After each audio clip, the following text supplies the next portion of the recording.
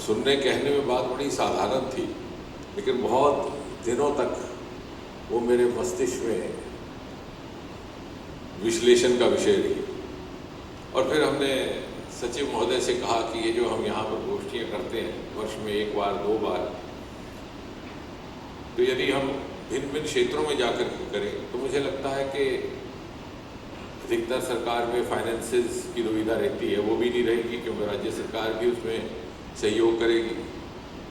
और जो आप भिन्न भिन्न अधिकारियों को बुलाते हैं उसका जो खर्चा है वो वैसे हो जाएगा, तो कुल मिलाकर के कॉस्ट इफेक्टिवनेस उतनी ही रहेगी। तो हम ये प्रयोग करें तो कैसा रहेगा। और मुझे आपसे ये बात साझा करते हुए बहुत संतोष होता है कि गत 8, 9 या 7 वर्षों में देश का कोई राज्य नहीं जहां हम नहीं पहुंचे और दूर दूर तक पहुंचे।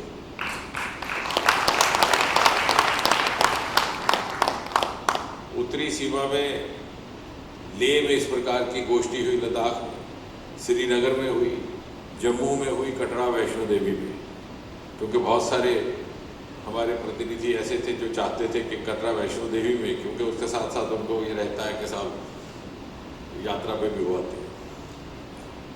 और जब हम पूर्वोत्तर गए तो मैंने सचिव महोदय से कहा कि अधिकतर पूर्वोत्तर की औपचारिकता हमारे अधिकारीगण और हम सब भी गुवाहाटी का चक्कर लगा करके समाप्त कर देते हैं। हम ऐसा नहीं करेंगे, हम सही माने में पूर्वोत्तर जाएंगे। हम ईटानगर पहुँचे और सचिव महोदय आज श्रीनिवासन जी किसी कारणवश आज हमारे बीच में नहीं है, अकस्मात उनका स्वास्थ्य ज़रा बिगड़ गया और 35 वर्ष हो गए उनको भारतीय सरकार में अपनी सेवाएं देते हुए। उनके समय ऐसे बहुत से अधिकारी थे जो पहली बार ईटानगर गए थे।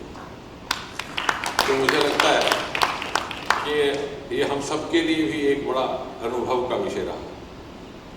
इसी प्रकार हम आंध्रा भी गए, तेलंगाना भी गए, तमिलनाडु भी, कर्नाटक भी, गोवा भी, महाराष्ट्र भी। और जब अब की बार ये प्रश्न आया कि अगली गोष्ठी कहाँ हो, तो 2-3 राज्यों की उन्होंने बात की, भुवनेश्वर में भी जाने की बात हुई। तो मैंने कहा कि नहीं, हम इस बार रायपुर जाएंगे। और उसमें एक व्यक्तिगत लालच ये भी था कि इसी बहाने विष्णुदेव साय जी के साथ मंच साझा करने का अवसर रहेगा।